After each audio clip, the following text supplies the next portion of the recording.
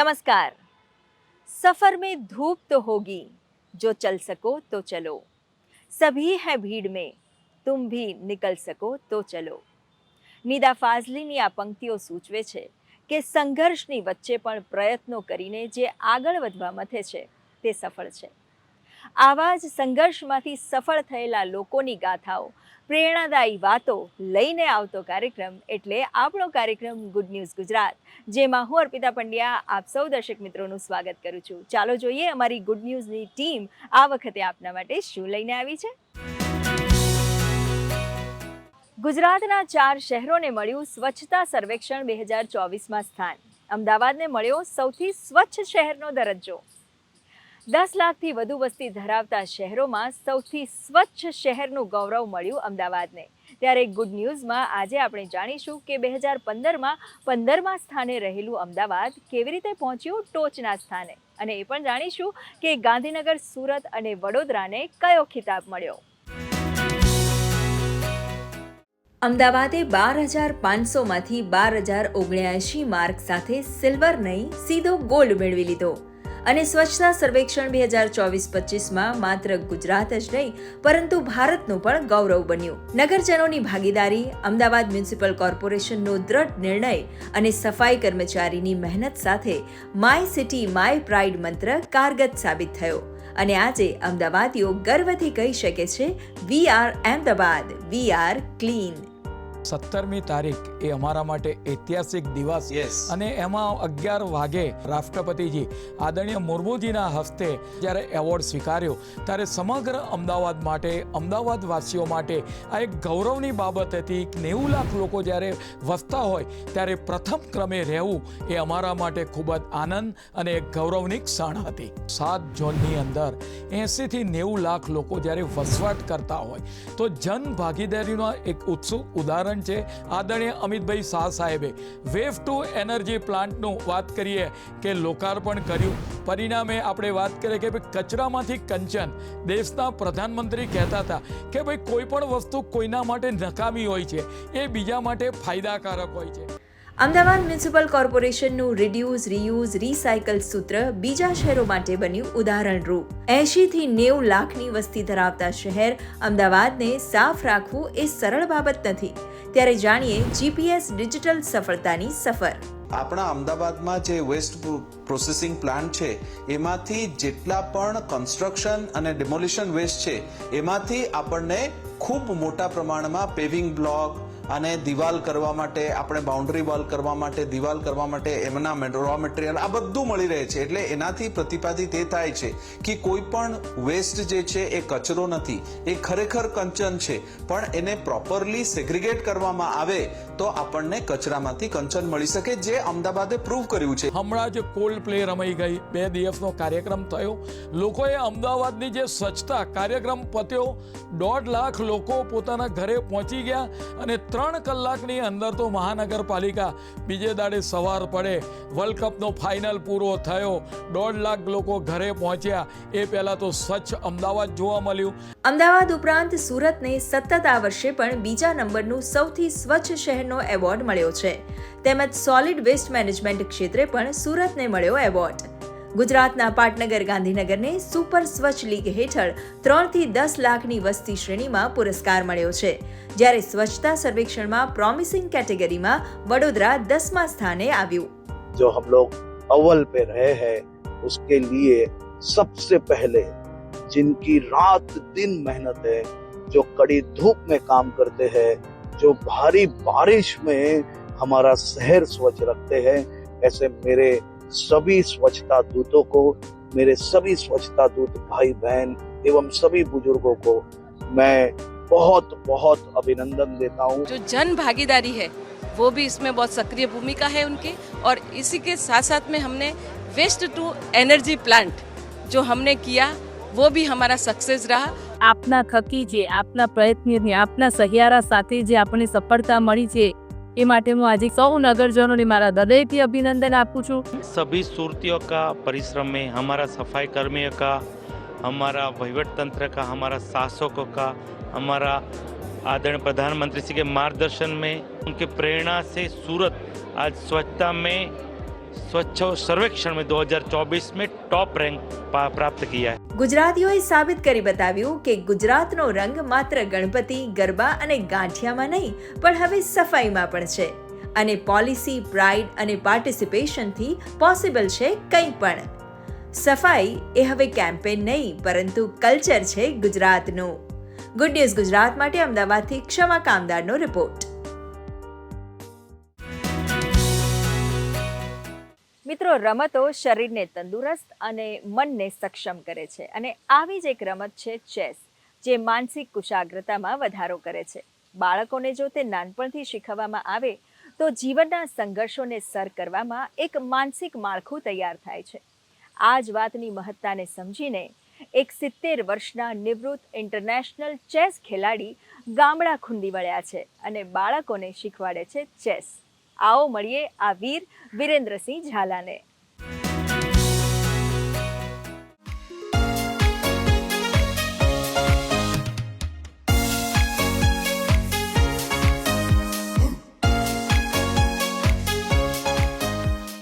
ચેસની રમત, જે કેટલાક માટે કેવળ રમતમાં સમય પસાર કરે છે તો કેટલાક માટે જીવન ઘડતરનું શસ્ત્ર બની જાય છે.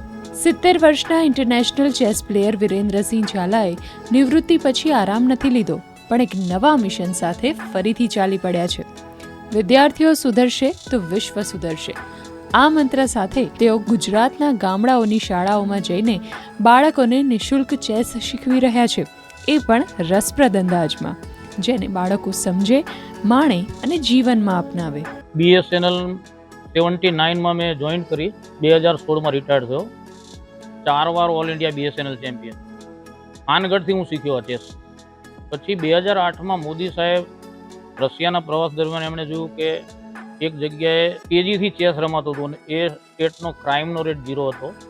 એટલે 12 મે 2008થી 27 જૂન 2008માં એમણે 1100 શિક્ષકો અમદાવાદ ડિસ્ટ્રિક્ટના રાઇફલ ક્લબમાં ટ્રેનિંગ માટે બોલાવ્યા.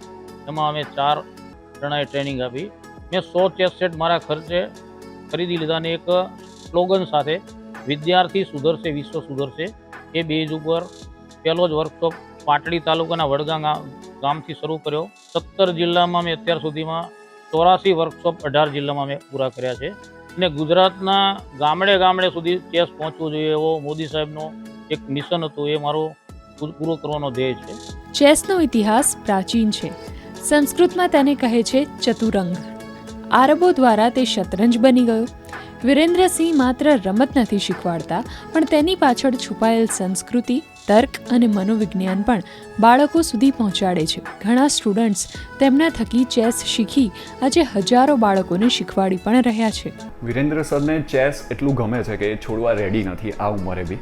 એમને અત્યારે હાલમાં બી હું ટુર્નામેન્ટ રમવાનું કહું તો રમી લેશે, જે બહુ જ મોટી સિદ્ધિ કહેવાય કે આટલી ઉંમરે ટુર્નામેન્ટ રમવું.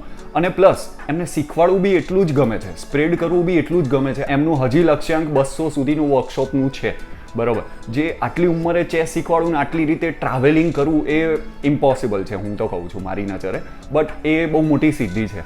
સરને હું 2009માં મળ્યો. ફર્સ્ટ ટાઈમ એમને ચેસ છોકરાઓને ઇન્ટ્રોડ્યુસ કરતા હતા, ત્યાં મેં જોયા અને મને ચેસ શીખવાની ઈચ્છા થઈ ગઈ. એમના ત્યાં મેં 2 વર્ષ ટ્રેનિંગ લીધી એમની એકેડમીમાં અને હું પોતે એઝ અ ચેસ કોચ એના પછી જ બન્યો છું. ચેસ માત્ર રમતમાં નહીં પણ જીવનના દરેક પગલામાં વિચારવાની કળા વિકસાવે છે. વિચાર શક્તિ, ધ્યાન કેન્દ્રિત કરવું, સંયમ, યાદશક્તિ અને વ્યૂહરચના, આ બધું જ એક સાથે શીખવાડે છે ચેસ. વિરેન્દ્રસિંહ ઝાલા રસપ્રદ રીતથી બાળકોને શીખવે છે. શાળાઓને પોતાનું અંગત ઇન્ટરનેશનલ ચેસ સેટ પણ ભેટ આપે છે, જેથી વધુમાં વધુ બાળકો આ રમત તરફ रुचि केड़वे. वीरेंद्र सिंह झाला जी को इनवाइट किया है ताकि हम अपने बच्चों को चेस की तरफ उनको मोड़ सके और उनकी जो कॉग्निटिव स्किल्स और उनकी जो बहुत अच्छी जो उनके अंदर क्षमता है उसको प्रमोट कर सके. और सर ने अपने इतने नंबर ऑफ ईयर से वो फ्री ऑफ कॉस्ट बच्चों को ये सब सिखाते आए हैं और बच्चों को अच्छे नेशन की तरफ ले जाने के लिए उनका ये जो योगदान है वो बहुत ही काबिल तारीफ है, हम कह सकते हैं. तो सर को हम बेसिकली पूरे LP Savani group of schools की तरफ से थैंक यू बोलना चाहूँगी. ઉંમર માત્ર આંકડો છે, યુવાનપણું એ માનસિક સ્થિતિ છે. પાટડી ગામના આ રત્નએ બતાવી દીધું છે કે જિંદગીમાં ઉત્સાહ હોય તો દરેક ચેસ બોર્ડ પર જીવતી ચાલ ચાલી શકાય. ગુડ ન્યૂઝ ગુજરાત માટે સુરતથી લોપા દરબારની સાથે ટીમનો રિપોર્ટ. મિત્રો, તમે વિદ્યાર્થીઓ માટે તો હોસ્ટેલ જોઈ છે, પણ શું જાનવરો માટે હોસ્ટેલ જોઈ છે? એક એવી હોસ્ટેલ જ્યાં ગાય ભેંસને મૂકી શકાય. વિશ્વાસ નથી આવતો ને? અમદાવાદના કાંસા ગામે ઊભું થયું છે એક એવું મોડલ જેની કદાચ કોઈએ ક્યારેય કલ્પના જ નહીં કરી હોય.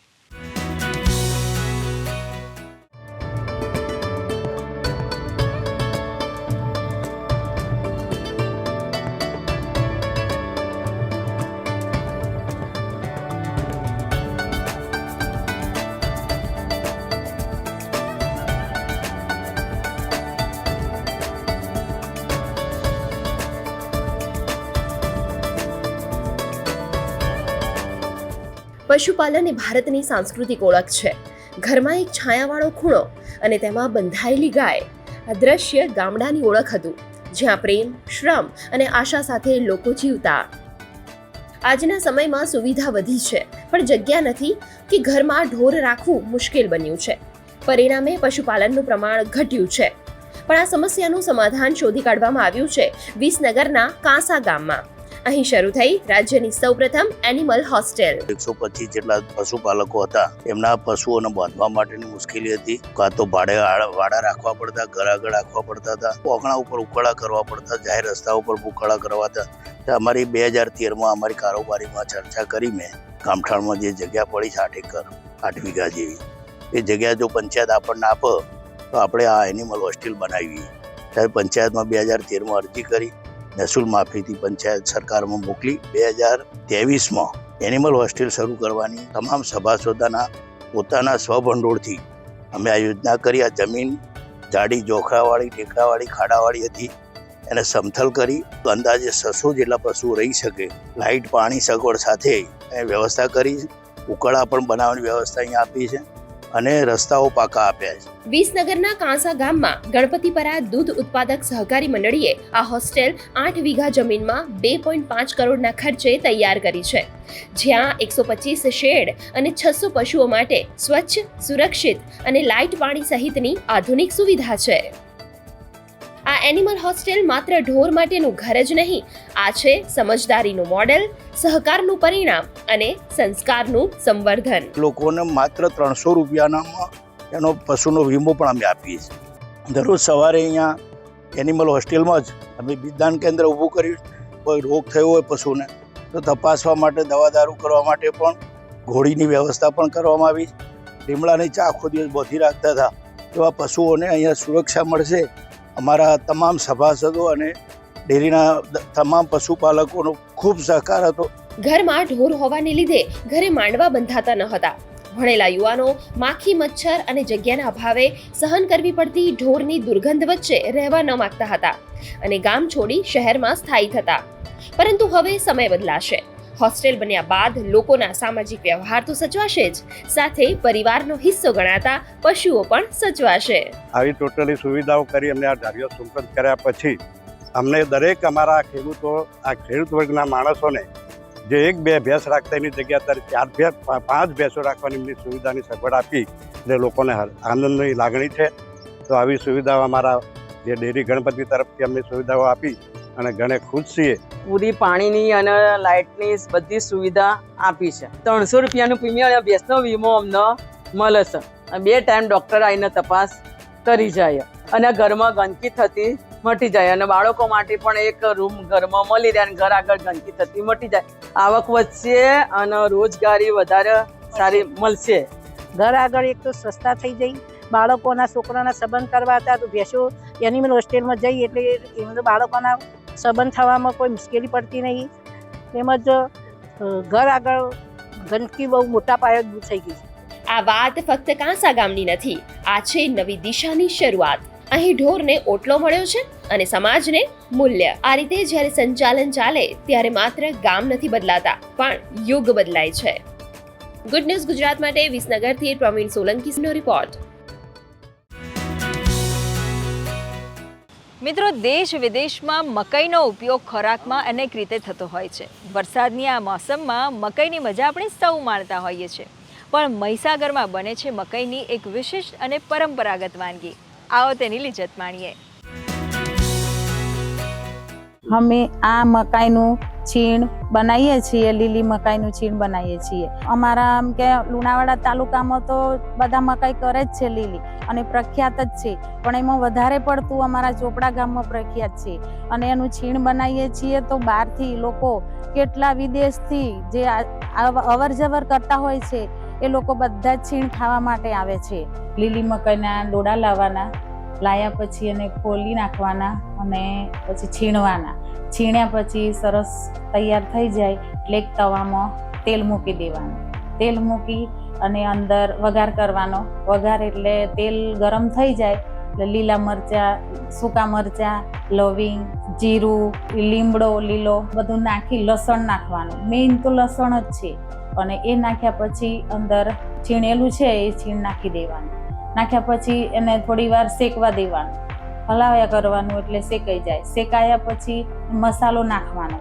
આ વિસ્તારમાં કોઈ પણ મહેમાન ગતિ હોય, સામાજિક પ્રસંગ હોય, મેળાવડા હોય, બર્થડે પાર્ટી હોય, શુભ પ્રસંગ હોય કે ઉજાણી હોય, મકાઈની છીણ એક ખાસ વાનગી તરીકે પોતાનું સ્થાન ધરાવે છે.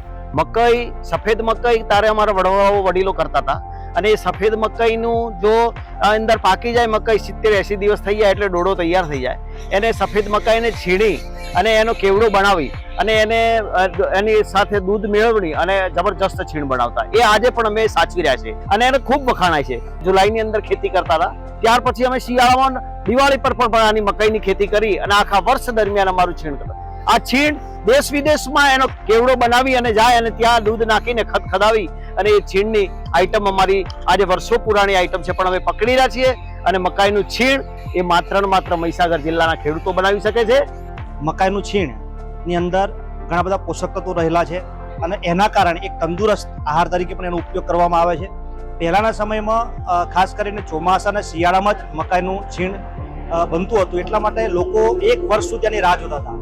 હાલના સમયમાં પિયતના કારણે અને સિંચાઈની સુવિધાના કારણે 12 માસ મકાઈનું છીણ આ વિસ્તારમાં મળી રહ્યું છે. અહીં મકાઈના શેકેલા અને બાફેલા ડોડા પણ 12 માસ મળે છે, જેના કારણે મકાઈના છીણની વાનગી પણ હવે વર્ષભર ઉપલબ્ધ રહે છે. રોજબરોજ શેકેલી અને બાફેલી મકાઈના ડોડા ખાવા મોટી સંખ્યામાં લોકો આવે છે.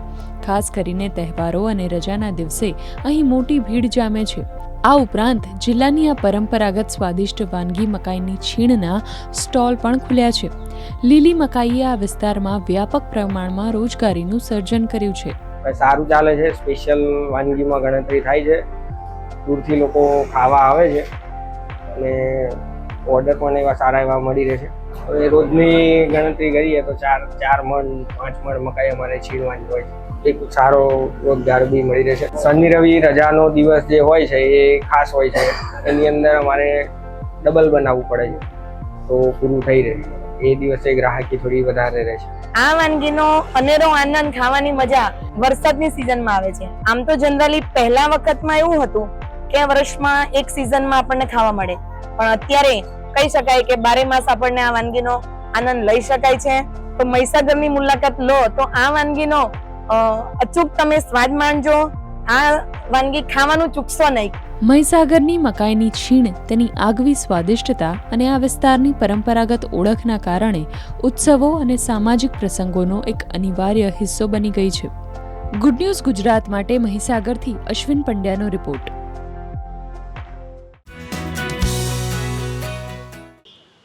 અમદાવાદ એક એવું શહેર જ્યાં રોજ કંઈક નવો ઝગમગાટ હોય છે. અમદાવાદના રિવરફ્રન્ટ ખાતે શરૂ થયું છે નવું ગ્લો ગાર્ડન. જી હા, રોશની અને કલ્પનાની એક અદ્ભુત દુનિયા, જ્યાં છે લાઇટિંગ એનિમલ્સ, ચાંદ જેવા ઝૂલા અને સંગીત સાથે ઝળહળતી લાઇટ્સ. જ્યાં નાના મોટા સૌ કોઈને મજા આવે એવી એક અદ્ભુત જગ્યા. આવો આપણે પણ આ ઝગમગાતી દુનિયાની મુલાકાત લઈએ.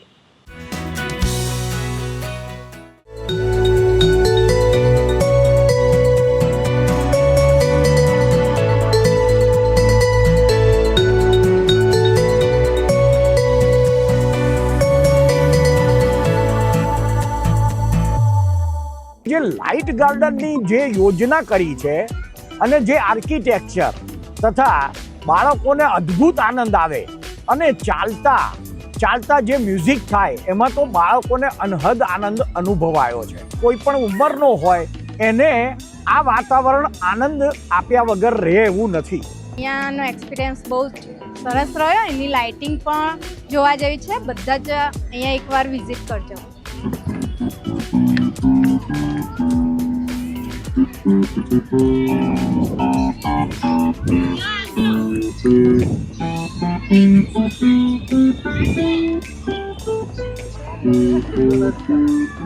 डेढ़ साल की है ये सिर्फ, फिर भी इसने बहुत इंजॉय किया. हर जगह पे छोड़ू तो सिर्फ भागने लगी है. स्पेशली बच्चों के लिए जो झूला वगैरह कराया गया है बटरफ्लाई का वगैरह, वो भी बहुत अच्छी तरह से किया गया है. મને અહીંયા બહુ જ મજા આવી. બધા કાર્ટૂન્સ, પછી સોંગ વાળી લાઇટો, લાઇટિંગ્સ વાળો ઝૂલો, એવું બધું હતું. મને ઘરે જવાની ઈચ્છા જ નહીં થતી.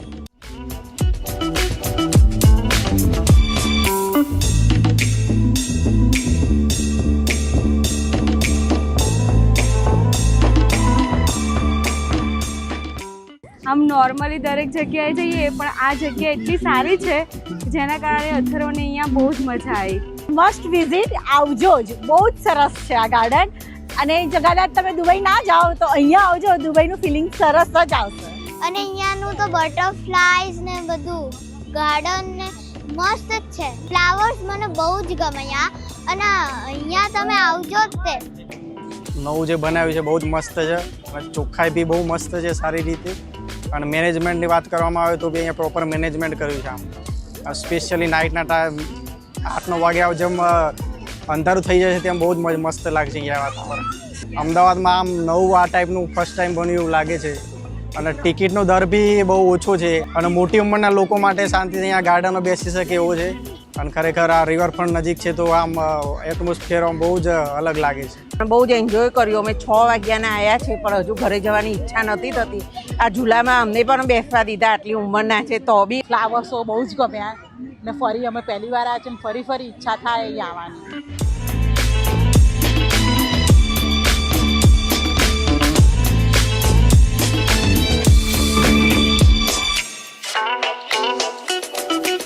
ગુડ ન્યૂઝ ગુજરાત માટે અમદાવાદથી ખ્યાતિ બાજપાઈ જૈનનો રિપોર્ટ.